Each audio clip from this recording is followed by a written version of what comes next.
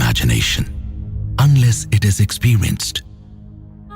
Its sights and sounds are unfathomable.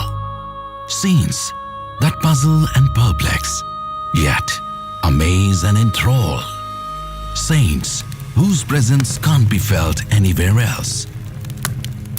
An ocean of emotions you never witnessed. An unknown mystical world where spirituality reigns supreme. An epitome of hospitality that beckons all. Drawing 50 million people from all corners of this vast land.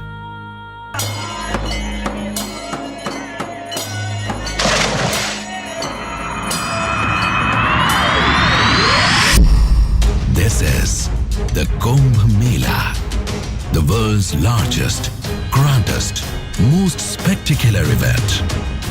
This is the Kumbh Mela, a window to the heart of India. The Kumbh is a celebration of bliss.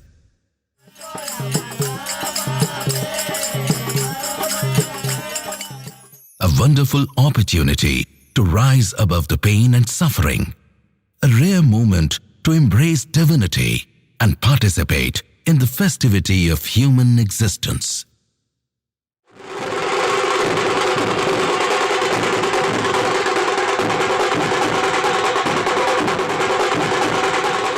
Kumbh Mela is a confluence of sages and ascetics.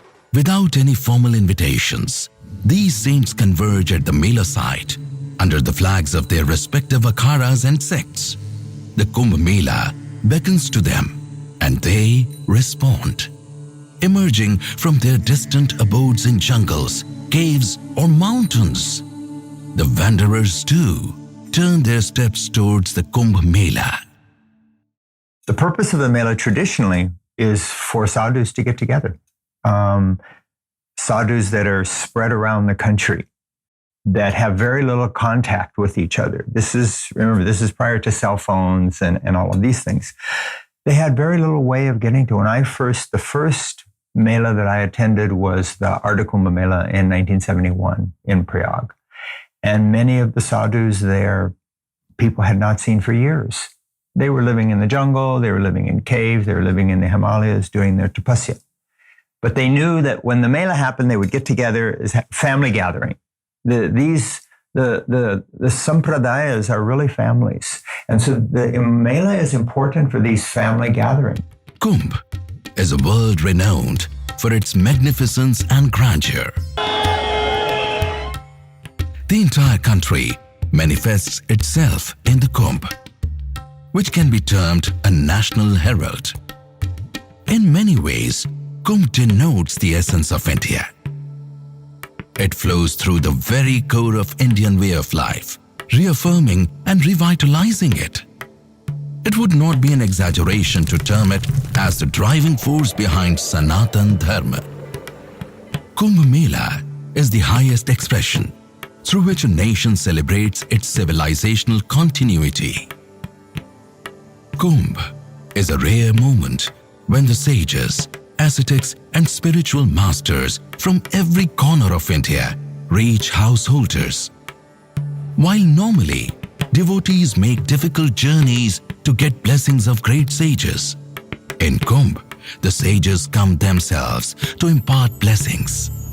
All over the Kumbh, the sages meditate, hold sacred discussions about how to attain ultimate knowledge, and the divine nectar overflows. The divine nectar for which sadhaks rush from across the globe.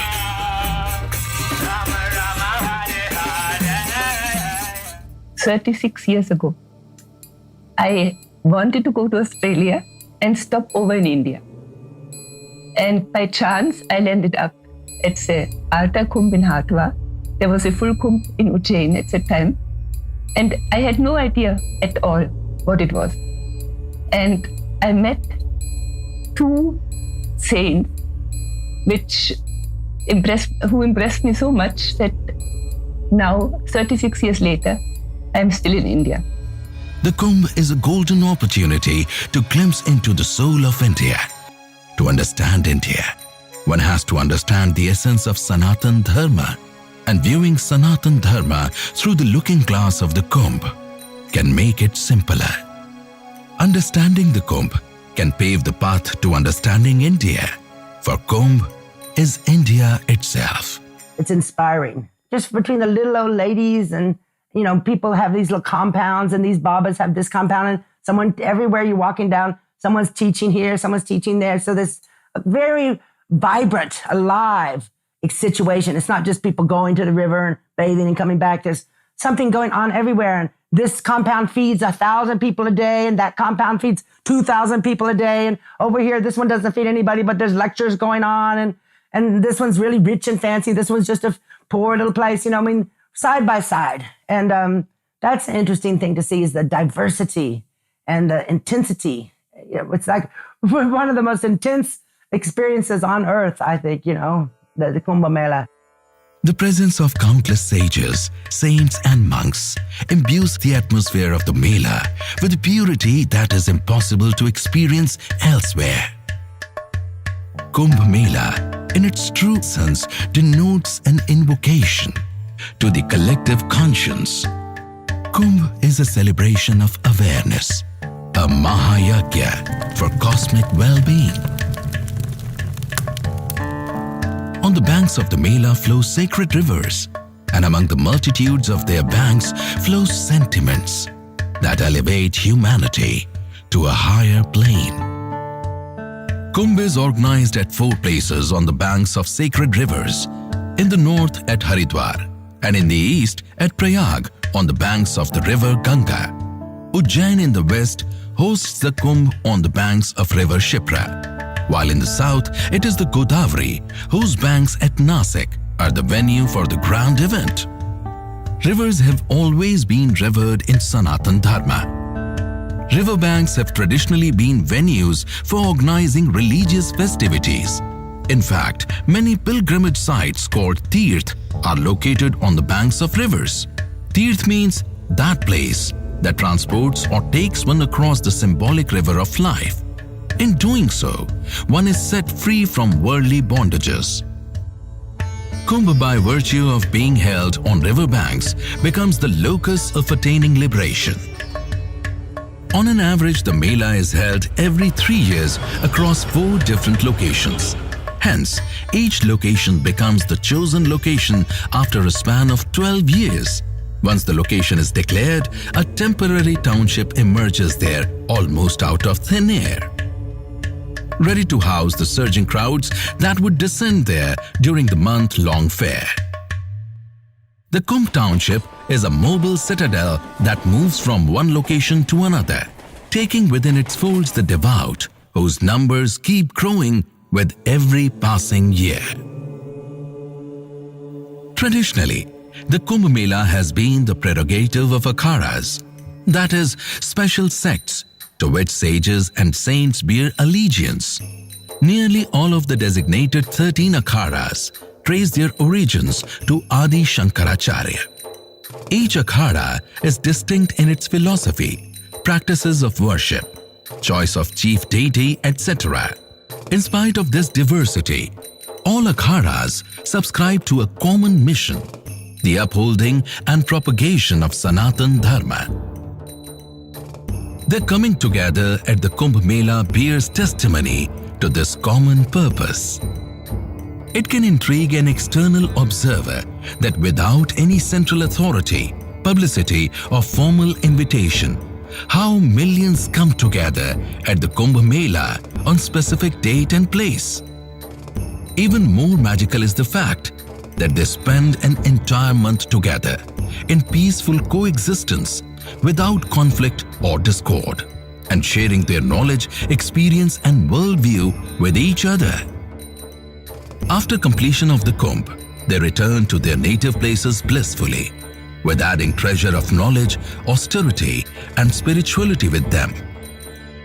This shows the sacred and historical significance of the Kumbh Mela, and also the unflinching devotion of the devotees of Sanatan Dharma. But what is the origin of the Kumbh Mela? When did this huge event first make its presence felt in the Indian mainland?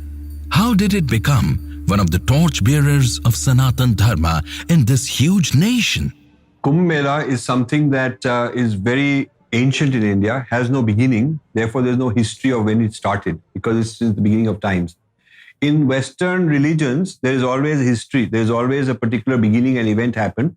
And so certain things that they believe have a time and date when it happened. And before that, the same truth or the same knowledge of God or the same instructions were not there.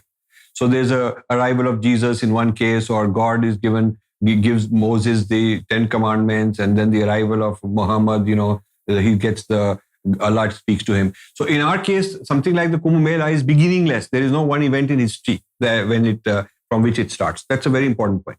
Second thing is that the Kumbh Mela is an reenactment over and over again of the original, how things start. The whole idea of creation or the whole idea of manifestation that is enacted.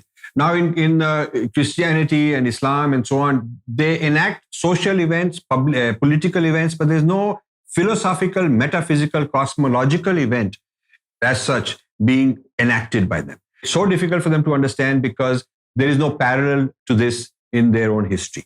The first documented reference to the Kumbh Mela can be found in a 6th century treatise. Renowned world traveler and chronicler Hyun Sang documents his visit to the city of Prayag. Sang mentions a massive congregation of humans on the banks of the Ganga every 6 years. During the event, the ruler King Harshvardhan would give away his all in charity, returning to his place in only the clothes that covered him. It's fairly probable that the event referred to here is the Ardh Kumbh, held every 6 years at Prayag. The timing and venue of Kumbh Mela is determined on the basis of astronomical events. It is believed that during these planetary alignments, spiritual energy is at its peak, making Kumbh Mela a truly divine event. Calculations are made by studying the position of 3 celestial bodies, the Sun, Moon, and Jupiter in different rashis or zodiac signs. These astrological phenomena are deeply symbolic. The 3 celestial bodies have profound spiritual and physical associations. In Sanatan Dharma, Sun symbolizes the Atma, Moon the Man, and Jupiter the Dharma. When Dharma is practiced, it purifies the Chit or Man, which in turn elevates the soul and opens the door for self-realization. It is the main cause which attracts sadhak to the Kumbh Mela from all over the world. Among the many mythological tales associated with the Kumbh Mela, the most popular is the ancient legend of the Samudra Manthan. Once, Lord Vishnu decreed the churning of the celestial ocean for obtaining Amrit or the nectar of life. Both Devtas and Danavs were to participate in this arduous task and were to get a portion of this juice of immortality. Considering the legendary animosity between these agents of good and bad, a conflict broke out between them on the division of Amrit. In the ensuing conflict, a few drops fell out of the kumbh or pitcher over 4 places on earth. Later, these sites became the venues for the Kumbh Mela. In the Sanatan tradition, folklore has deep educational connotations. It presents profound and esoteric truths in simple and interesting tales for the uptake by common masses. Samudra Manthan, or churning of ocean, is the manthan that must take place within each individual between the asuric or the materialistic forces within oneself, which makes one think that one is only the body, and the daivic or the divine elements within oneself. And it's through that churning, which involves suffering and tapas, that extraordinary vibhutis are generated, which become a part of oneself, and which it's these vibhutis which helps a person go beyond who one was and becomes a new being. So it's really about regeneration and being connected with immortality. Kumbh Mela is a rare opportunity to understand the tradition of saints and sages of India. They are the flag bearers of India's spiritual legacy. Their unceasing penance has ensured the committance of this legacy and the establishment of Dharma. That is why, in Sanatan Dharma, they are treated as the highest authority in society. We don't have such people in the West. It's only in India where you can meet such great people who have done sadhana, who have purified themselves to a great extent. These great men may look different on the outside, but essentially they are similar in the core values they uphold. They are all seekers of truth. Under the tutelage of these saints at the Kumbh Mela, ordinary men can find answers to the questions that have been plaguing them, and a deeper synthesis with their wisdom could show the path to a meaningful life. These mystics are India's spiritual heroes, exerting a deep influence on the mind and psyche of India's millions. The saints willingly abdicate the charm of material world and dedicate themselves to the pursuit of self-evolution. This is a beautiful and pragmatic rendition of the microcosm in its journey towards the macrocosm. When the upholders of the Sant Parampara congregate at the Kumbh Mela, it truly becomes a site of great relevance and indeed boundless reverence. We all want to be happy, and money is not going to give us happiness. A sense of meaning in life will give us happiness. And sadhus have methods to practice. They have sadhana. That's sadhunam sadhana hai, right? The purpose of being a sadhu is to do sadhana, to find inner peace, and at the same time, to help others to find that inner peace. In our sampradaya, there are basically 4 things that you do. You do Ram Nam, you spread Ram Nam. You eat, and you spread food, right? Bhajan, bhojan. Those are the things. You take it, you do it yourself, and you spread it for others. Though the Kumbh Mela is essentially a fair of saints and ascetics, it is also a rare opportunity for the householder to witness great sages and gather invaluable education about what constitutes right and wrong, dharma and adharma. Many saints visiting the Kumbh Mela are those who have never set foot in organized society. They shun all social interaction, spending days, months, and even years in uninhabited lands and far-off caves, in deep meditation and penance. Kumbh Mela is where the Indian gurus concentrate their energy and guidance to direct to the human world, taking all their knowledge from the higher planes of consciousness in the inner worlds and taking it down where they can share it with all humanity. So it is the sharing of India's wisdom, not only with the people of India, but with the world as a whole. Traditionally, Kumbh Mela offers an opportunity for debate, discourse, and dialogue amongst the sages of different sects of Sanatan Dharma. The nectar that emanates from this intellectual churning enriches the spiritual, social, and cultural environment of society. Kumbh Mela is a unique amalgamation of 3 varied traditions: the Shastra tradition, the tradition of sadhana or meditation, and the household tradition. It is the beauty of Indian society that each of them maintained the decorum and grace of the other 2. At Kumbh, one can also witness that how different systems of governance, political, dharmic, or social, do not control but strengthen each other. This mutual management becomes the foundation of an ideal society. Sanatan tradition is a tradition of spirituality. Despite of all physical comfort and prosperity, man has always been plagued by the existential quest, the eternal question of the self. Who am I? What is the truth? As these questions plague the psyche, one rushes to the Kumbh Mela to seek answers.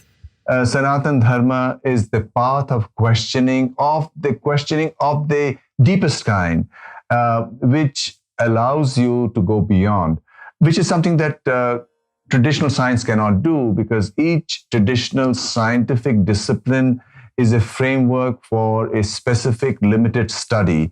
And all that you can do is to reproduce the results related to those systems. And if you're a major scientist in that particular field as a chemist or a physicist, then you can push at the boundaries. And of course, you are praised for having done that. But it doesn't take you anywhere close to the mystery, which is the very heart of consciousness. And of course, more and more scientists are talking about it, not only scientists, but also artists and other seekers. And therefore, it appears to me that the world has truly come very close to understanding the spring wells of Sanatan Dharma spirituality. And this Kumbh Mela is a perfect stepping stone, and the ones that will follow, where more and more people from all over the world, especially now when the West is facing an amazing crisis, both in Europe and the United States, and in Latin America. And therefore, this is really the point. I think in that sense, this Singhasta is a historical moment. They throng to the Kumbh Mela, but it would be wrong to call them tourists. They are Tirth Yatris in the true sense of the word. Similarity ends here. Unlike tourists, Tirth Yatris don't seek adventure, excitement, or mesmeric sights. Their journey is deeper, an inner movement, a movement to get answers to life's perplexing questions. It is an all-encompassing journey, from the stated to the unstated, from the gross to the subtle, from the manifest to unmanifest. Kumbh Mela offers countless opportunities for spiritual elevation. Here, devotees come across to many saints and sages. It's also a time where villagers have an opportunity to meet the sadhus, so that the sadhus can then, they can interact with the sadhus, they can hopefully get some teachings, they can hopefully find inspiration, maybe find a guru. This has been a part of the ancient tradition in many villages. The cultural traditions in many of the areas, it was important for one to have a guru. And so where would you find, it's like if you're going shopping for a guru, the best place to do it is at a Kumbh Mela. So this was one of the very important, the gathering of sadhus and then the interaction between sadhus and householders. In Sanatan Dharma, search for truth is a noble quest, and all are free to choose any path in that direction. Sanatan Dharma is not a controlling or restrictive faith, but a liberating one. It bestows upon its believers the freedom of choice, be that of the Guru or scripture or deity. The seeker can undertake the study of the Shastras, meditate or become follower of seers and wise men. The ways are myriad and the choice free. This is the peculiarity of Sanatan Dharma. One is not forced to believe the so-called absolute truth written in any holy book. Sanatan Dharma offers opportunity to every individual for exploration of truth. It is always advised by reading the scriptures, blessing of sages, and practicing the meditation. Every individual can explore the truth and attain self-realization. Kumbh Mela is a celebration of individual choice, which allows the natural unfoldment of a human being. The sages and devotees that come here follow different sects, worship different gods, read different texts, and follow different paths to self-realization. Yet, it is strange that this bewildering diversity does not discomfort anyone here. It is in stark contrast to what we see around world today. A world that is becoming progressively intolerant to plurality, where stringent, sometimes violent means are adopted to force humanity to subscribe to one monotheistic faith, belief, or worldview. Sanatan Dharma maintains that God is consciousness, which is all-pervasive and manifests itself in myriad ways. Even laymen in India understand this. India as a country is unique in the world that it has allowed the full freedom of exploration of religion, spirituality, science, art, and consciousness all together. And this tremendous diversity then comes back as a mutual sharing and respect for every unique individual and every unique point of view. So this ability to embrace the great freedom of life in a higher unity of awareness is manifested through the Kumbh. Probably this is why Indian society is so astoundingly diverse, be it language, food, faith, practices, or belief system. Yet, this diversity is bound together by an underlying unity. It is very important to understand that it is not only unity in diversity, but an underlying unity which allows and makes it plural, manifest in diverse expressions. This unity is not artificial or enforced by an institution, but is inherent. Due to the underlying unity of Sanatan Dharma, the external diversities flourish without inhibitions or clashes.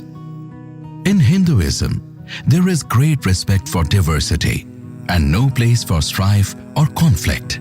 This belief makes words such as religious conversion unattainable to believers of Hinduism. It is really amazing that not a single event of conflict or violence happens at Kumbh between various sects of Sanatan Dharma. In Sanatan Dharma, there is no attempt to make anyone subscribe to a single scripture, faith, or God. It salutes the diversity in creation, just as it celebrates the diversity in each individual.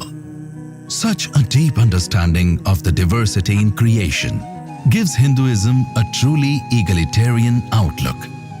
Hinduism celebrates plurality, making it democratic in every sense. This outlook bestows upon the Hindu the tolerant eye to discern the same consciousness in the plurality of the world. Kumbh, in a true sense, is a celebration of diversity. Kumbh Mela brings in many gurus and many teachings and many sadhus, so it's quite a variety, and Western people are used to a very stereotyped spirituality, and it's hard for them to understand the great diversity of the Kumbh. At the Kumbh, we can witness yet another defining uniqueness of Hinduism. It perceives divinity in every particle of creation. In nature, every speck cuddles within itself a spark of this divinity. No wonder then that the Hindu worships nature. In Kumbh, it is very obvious that millions of people bow before trees, rivers, and forces of nature with the same reverence they bow before gods, scriptures, and sages. The world today is facing severe ecological imbalance, but it can learn reverence for nature from Sanatan Dharma, especially through Kumbh. Hinduism's worldview of recognizing a pervasive consciousness is not merely a dharmic practice. It is a belief system with deep understanding of life and its preservation. It is obvious that Hindu feels obsessive need to forge a relationship with nature. The Hindus see the maternal figure in a cow, or a river, or a tulsi plant. Trees and mountains are believed as protectors. Serpents are worshipped as deities. In fact, a monkey or a cat invokes familial associations such as uncle or auntie. This is neither coincidence nor superstition. It bears testimony to Hinduism's subordination to Mother Nature and heeding to her mighty assertions. In doing so, the Hindu vows to protect and preserve her.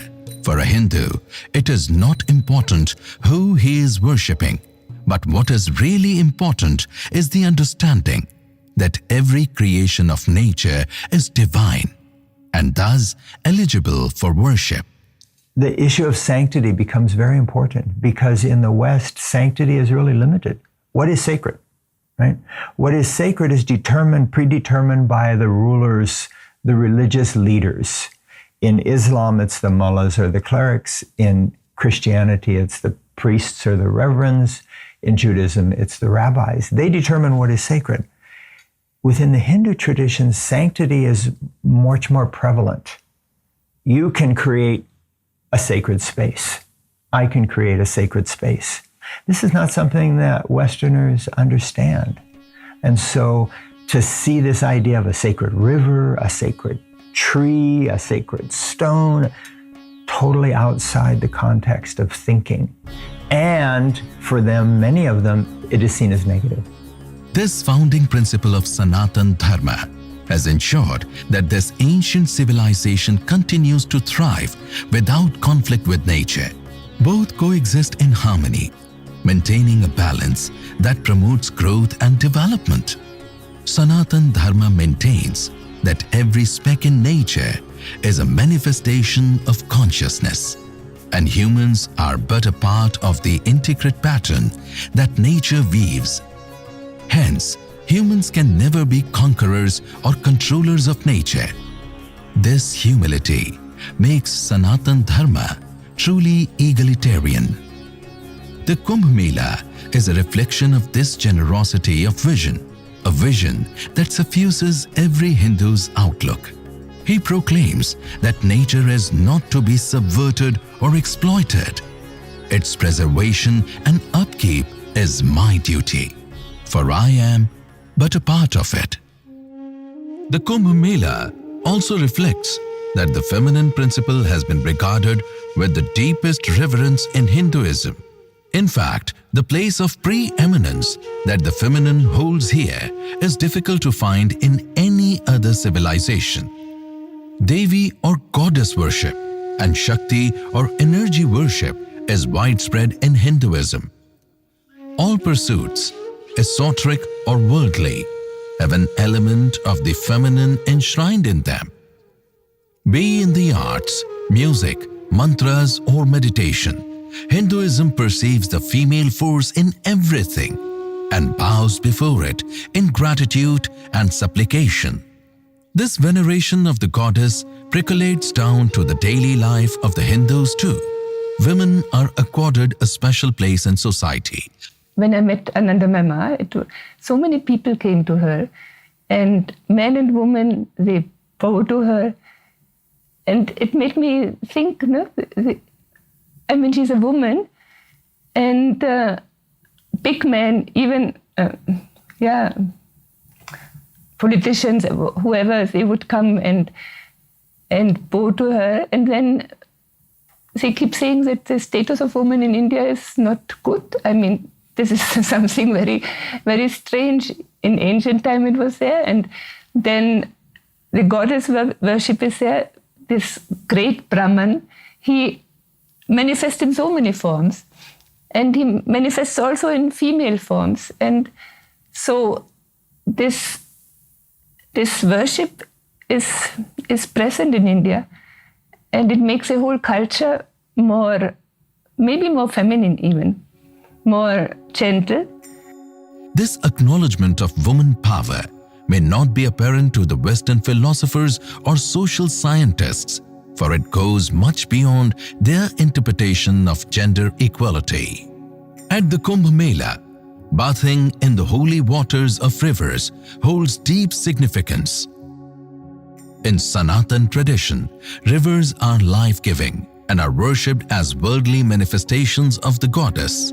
Sanatan Dharma extols the maternal aspect of rivers and considers a dip in their waters as purifying and elevating.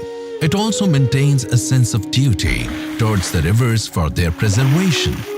At one level, this cleanses the body and soul of ills. and at another level reaffirms the Hindus' duty to keep rivers clean and preserve their life-giving energy. They don't have also the idea of the sacredness of a river. There are no sacred rivers in the Western religious traditions. In India, all the rivers are sacred. On prescribed dates during the Kumbh Mela, special bathing rituals are held on the ghats or banks of holy rivers. These are called Shahi or Amrit Snan and are undoubtedly the most spectacular and anticipated events during the Mela. Sages and monks gather at the ghats for a holy dip, giving the devotees a rare and precious opportunity to see them up close. Naga sadhus or naked ascetics whose only covering is ash or bhasma hold out a message to the onlookers. Everything is prey to the scourge of time and ultimately will return to ashes. After the bathing of sages, it is auspicious to take bath in the holy water. In India, knowledge has always been revered, but the quest to acquire knowledge has never been limited to physical prosperity. Here, quest for knowledge is deeper and multidimensional. It offers solution to every aspect of life, whether physical, social, cultural or spiritual. The Kumbh Mela is a great opportunity to enrich this age-long knowledge tradition. Indian tradition was about satsang and about shastrarth, right, where people with different views came together and talked and argued and related their experiences, which is one of the things that was done at the congregation of the Kumbh Mela. So this is a system of conference of an extraordinary kind. So you're not just meeting with one group of 10 or 20 or 50 people, but you can go and talk to munis and others and rishis and even lay persons over a period of a month if you're spending the entire month or a shorter period. Here, scholars of different schools of thought and philosophies share their knowledge with the masses. The ordinary people get to understand numerous opinions on knowledge. They have the freedom to decide, choose, and adopt any path that they wish. This phenomenon makes Sanatan Dharma truly democratic. Sanatan Dharma innovated the most popular and effective method of communicating the deeper knowledge to the masses, the Katha Pravachan Parampara. It is the traditional way of teaching through storytelling. Deep mysteries and profound principles are communicated to the masses through the medium of tales and anecdotes, thus aiding easy comprehension. Indian knowledge has been disseminated and transferred from generation to generation through the narrative mode. The Katha Sarita Sagar, the ocean of 1,000 stories. During the Kumbh, almost all different sects, akharas and gurus organize Katha Pravachan for masses at large. The influence of these tales is deep and pervasive. The average Hindu draws inspiration from them, establishes personal standards of right and wrong. Thus, his conduct, his choices, his decisions are tempered by the learning he has gathered through these pravachans. In Kumbh Mela, you can easily find thousands of common people who will share their deepest knowledge or profound principles of dharma in normal chit-chat. My own memory of the first Kumbh that I attended, 1950. I was, I think, 9-year-old boy at that time. I was in Haridwar, and I went around in the morning. I would go around after bath. I'll go around, and in one pandal, somebody will be narrating the story of Mahabharata. I will sit for some time, then go to the other person narrating Mahabharata, and then I will choose, this is the best. And then, that is how I learnt my Mahabharata. The Katha Pravachan Parampara has been responsible for making knowledge, esoteric knowledge, democratic and vernacular in India. Democratic and vernacular. Knowledge has reached the masses. irrespective of any social, cultural, or any other distinctions, which our education system does not ensure today. But Katha Pravachana, in the oral tradition, the beauty is that when you speak, anyone who has ears can hear you and understand.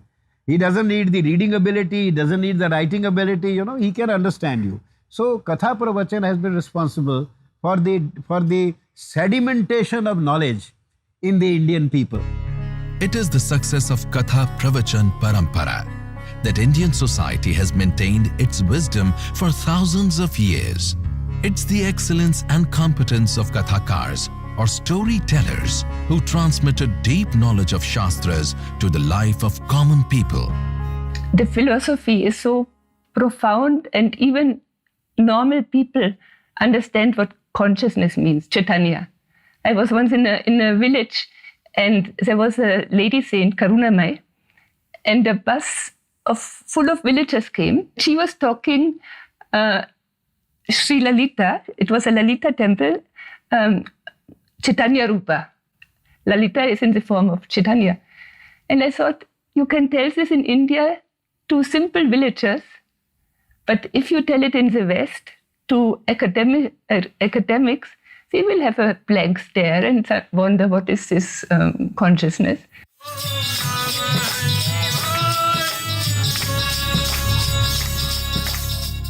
When transmuted into music, these sermons acquire a lyrical quality, becoming bhajans or kirtans, poetic expressions of truth. Set to music, often as choral singing, they elevate participants to another plane.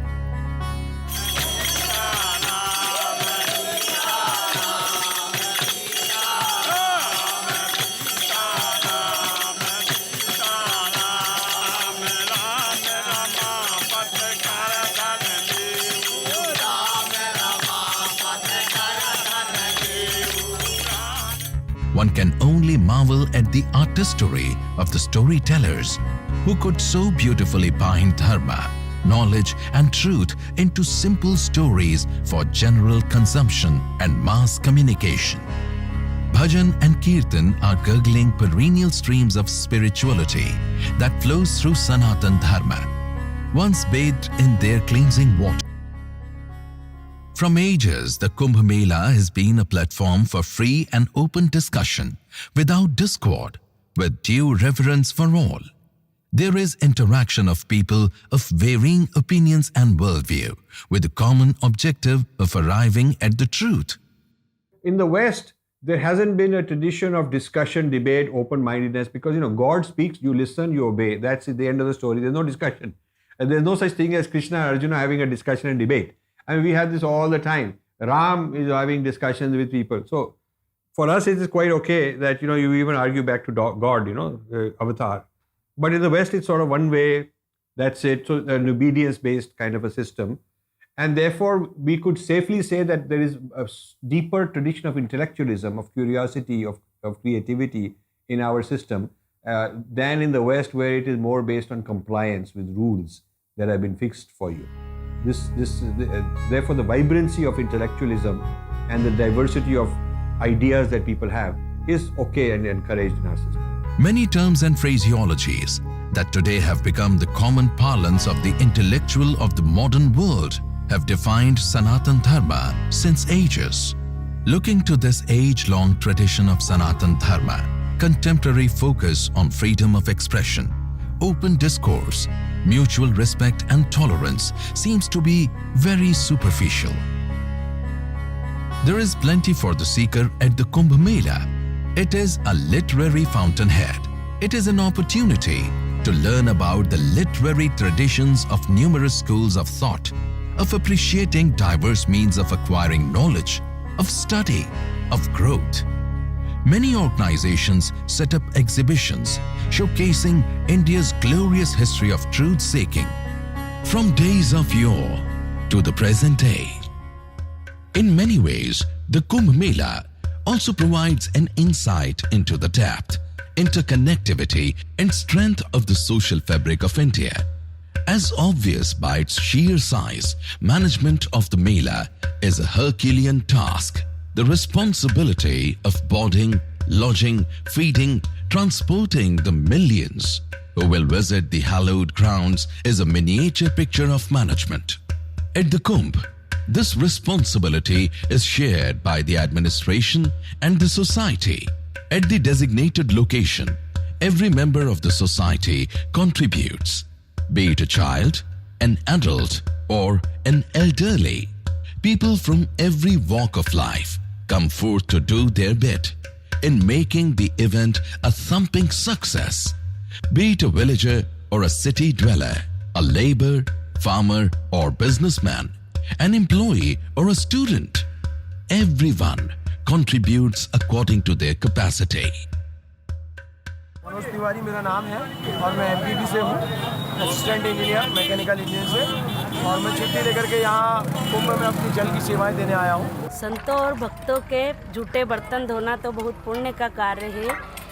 इस कार्य के लिए हमारे घर में बहुत से कर्मचारी हैं, पर कुंभ के मेले में हम यहाँ सिर्फ सेवा देने आए हैं। It is an amazing experience that during the Kumbh, entire city turns host.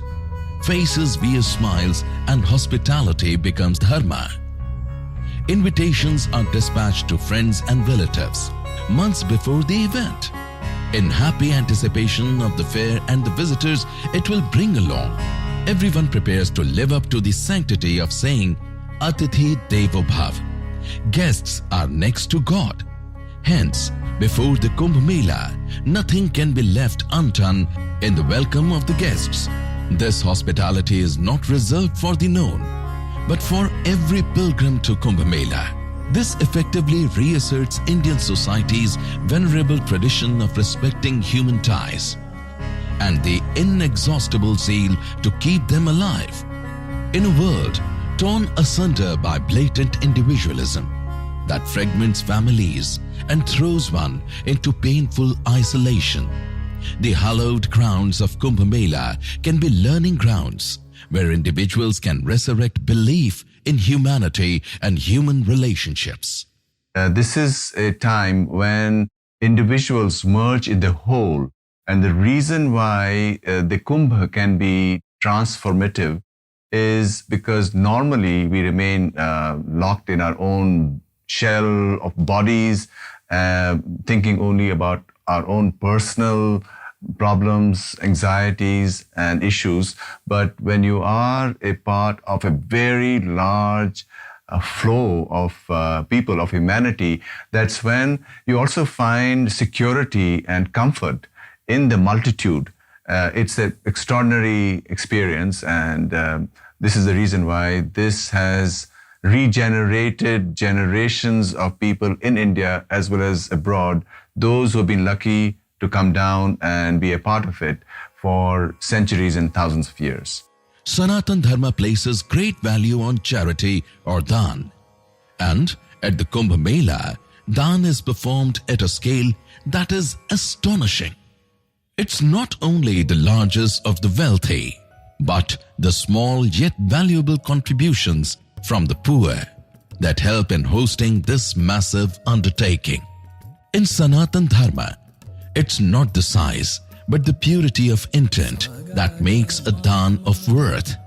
Here, dhan is performed with clear intentions and open-heartedness, without the shadow of an ulterior motive or religious conversion. It is performed to extend help, not serve a hidden agenda.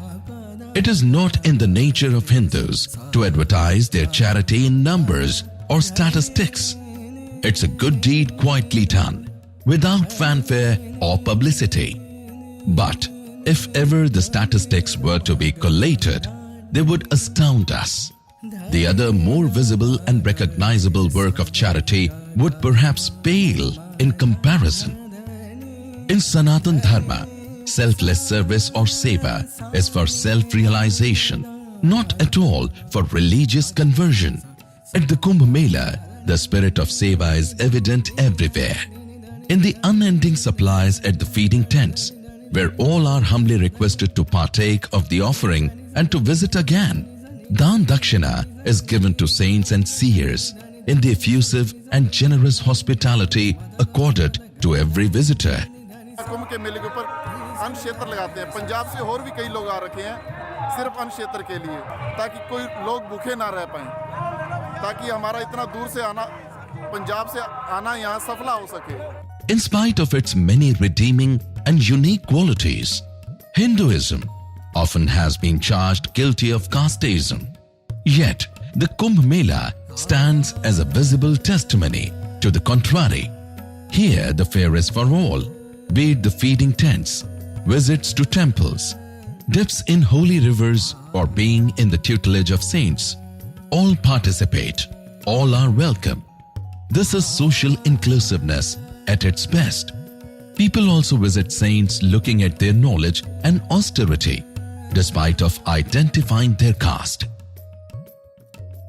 Everybody from any class of life, from anywhere in the world, can come and take bath together. I mean, it's not like when you're taking bath in the Kumbh Mela that you notice that there's this caste or that caste or this class of people or this, level of people. It doesn't matter. You're all taking bath in the same water. You're all getting along. You're all undergoing the same austerities. The crowd is pushing you as much as anybody else. It's all the same. It is very unfortunate that social harmony of Sanatan Dharma displayed at Kumbh is never highlighted by people involved in propaganda business. Kumbh Mela is an open invitation to the world to witness social harmony prevalent in Hinduism. The Kumbh Mela, along many other things, is an economic treatise. In ancient India, organization of fairs, festivities and pilgrimages was a proven method to keep the wheels of economy well oiled.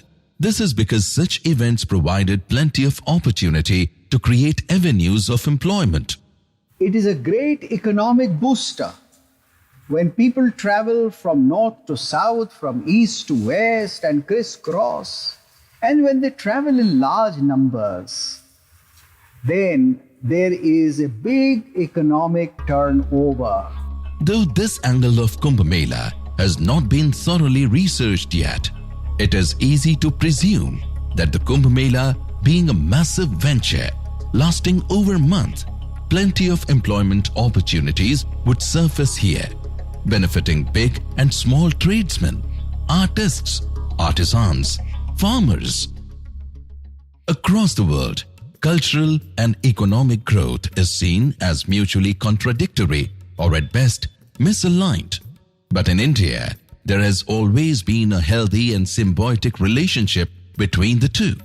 Over the ages, kings and emperors and wealthy businessmen have patronized the arts and invested heavily in them. Thus, as the arts flourished, the culture blossomed. Economic recession never plagued this land. Kumbh Mela is a gigantic platform on which multicultural India's diverse art forms and folk traditions are showcased to an enthralled audience. Artists from the length and breadth of the country meet, mix and mingle. Thus art grows, spreads and thrives. Planning and organizing an event as diverse as Kumbh Mela is no mean task. Observers are often in disbelief at what goes into this exercise. Every few years, after astrological calculations, a location is selected and within days a temporary city arises like a hulking giant, ready to engorge the millions who will visit it. This city within city has a lifespan of merely a month, and this month, its citizenry is in millions. At the end of the month, it quickly dissolves with a silent promise that it will rise again at another location to reveal the mystery that is the Kumbh Mela. This temporary citadel of sorts is a study in hospitality. An example would be the city of Ujjain that hosted the Kumbh Mela in 2016. A rather small city of a population of 5 lakh hosted a mind-boggling 5 crore visitors, an unbelievable 100% greater than its population. It staggers the world to imagine that such a mammoth exercise can be executed with near flawless finesse. the perfect tuning of the efforts of the government and administration and religious social organizations is an example of robust administration, mutual collaboration and deep understanding of India. It is an opportunity for the management professionals to explore that with amalgamation of traditional methods, common sense and modern technology, how India creates an entire new world. In fact, the gathering at Kumbh Mela has always busted many established Western principles. Western principles related to the psyche and behavior of crowd all collapse like a pack of cards. कुंभ को जो है मैंने बहुत नज़दीक से इस बार देखा, तो मैंने यहाँ पे एक ऐसी भीड़ देखी और ये देख के मैं बहुत हतप्रभ भी रहा, बहुत अभिभूत भी हुआ कि ब्रायन जैन कहते थे द क्राउड इज अनट्रूथ, भीड़ जो है वो असत्य है। और यहाँ मैंने जो है एक सत्यान्वेषी किस्म की भीड़ देखी जो कि आई ही थी इस उद्देश्य से कि मनुष्य के भीतर का जो सत्य है, मनुष्य के भीतर और सृष्टि के भीतर जो समाया हुआ एक जो परमात्मा है, एक जो परम सत्य है, उसके साथ किस तरह से साक्षात्कार किया जा सके। A cursory glance at the crime rate during the Kumbh Mela month reveals shocking statistics. The percentage of number of crimes dropped miraculously, in spite of the countless opportunities there would be in the ocean of humanity.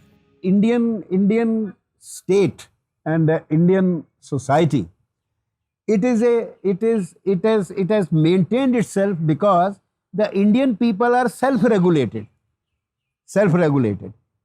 And the greatest example of self-regulation is a Kumbh Mela, where millions of people get together. You don't need policemen. There are no criminal activities. There is no violence. And, days and days on and days on. There is complete order. The old people are, given the chance to bathe first. In fact, some young people carry the old people on their back and, give them a bath. So it's a great instance of self. One wonders, is it godly intervention? Is it the purity that wafts through the Kumbh Mela?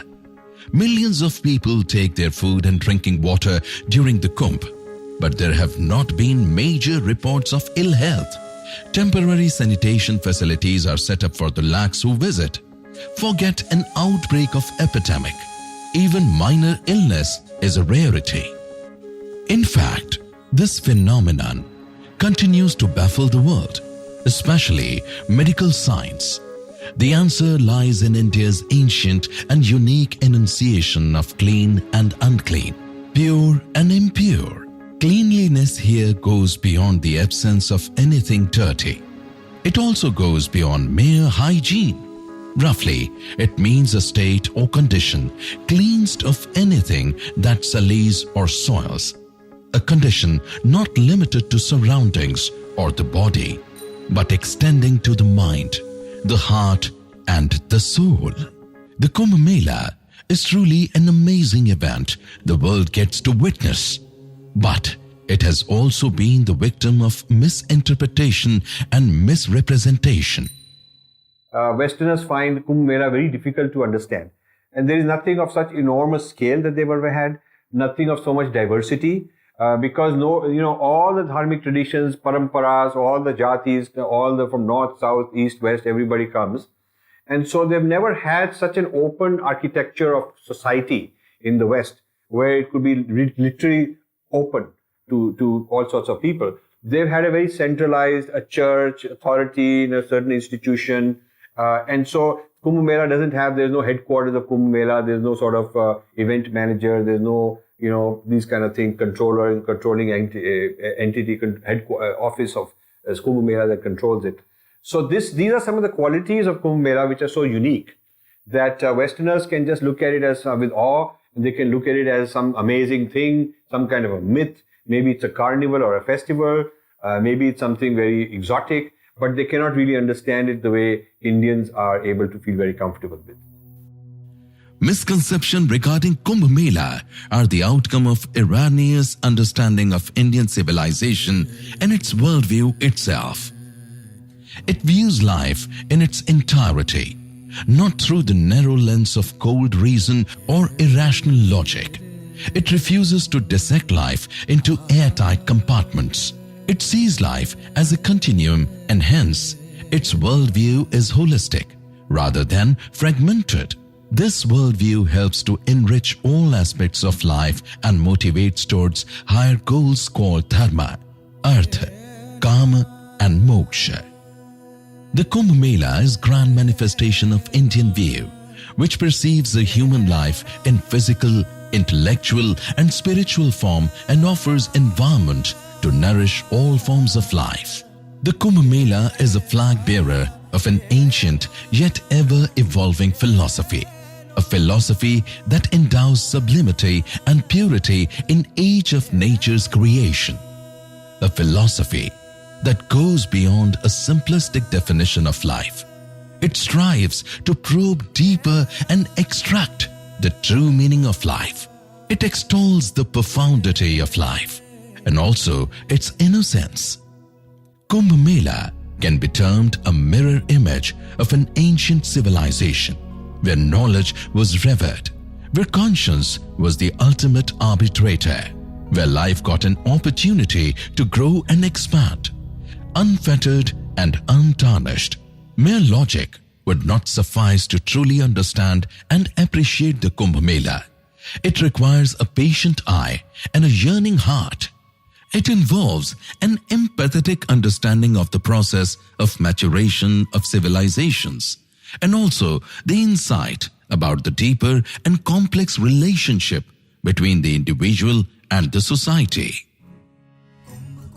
धर्म की अधर्म का प्राणियों में विश्व का गौ माता की धरती माता की भारत माता की संत सनातन धर्म की संत सनातन धर्म की संध्या शरणार्थी की अपने अपने माता पिता की गुरु गोविंद भगवान की नमः पार्वती पतये हर हर हर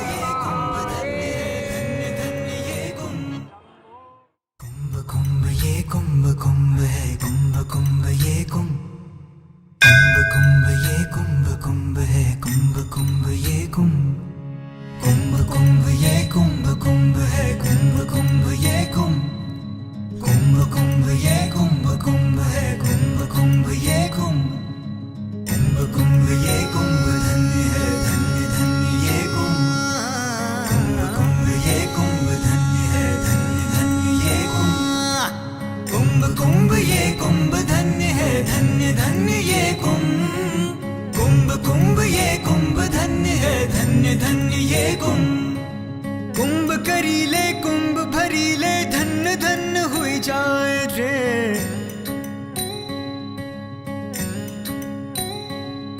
अरे कुंभ करीले कुंभ भरीले धन्य धन्य हुई जाए रे परम ज्ञानी अमृत ऊहा झलकाए रे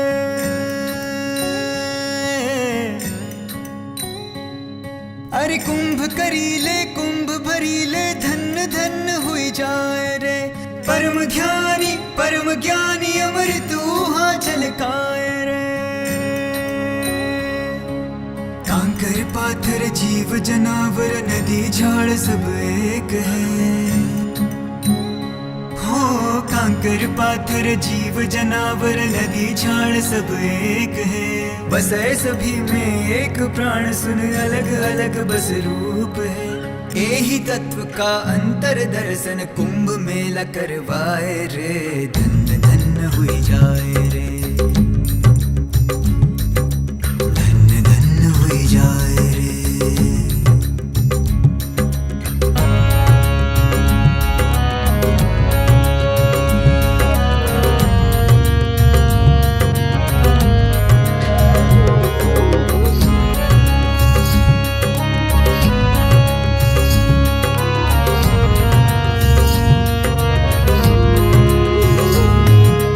अलग अलग मार्ग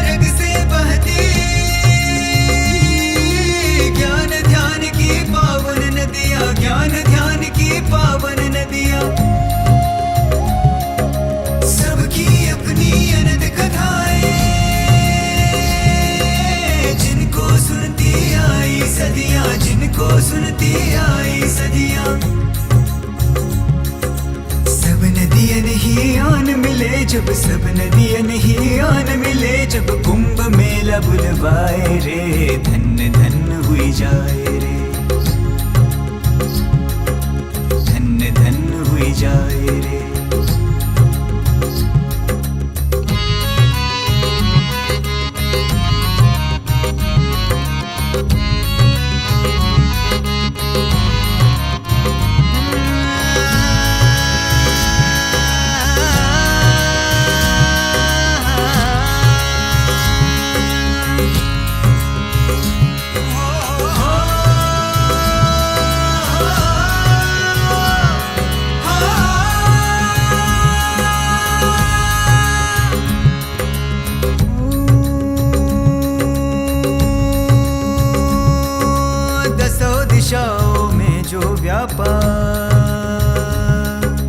कण कण में जो बसता दसों दिशाओं में जो व्यापार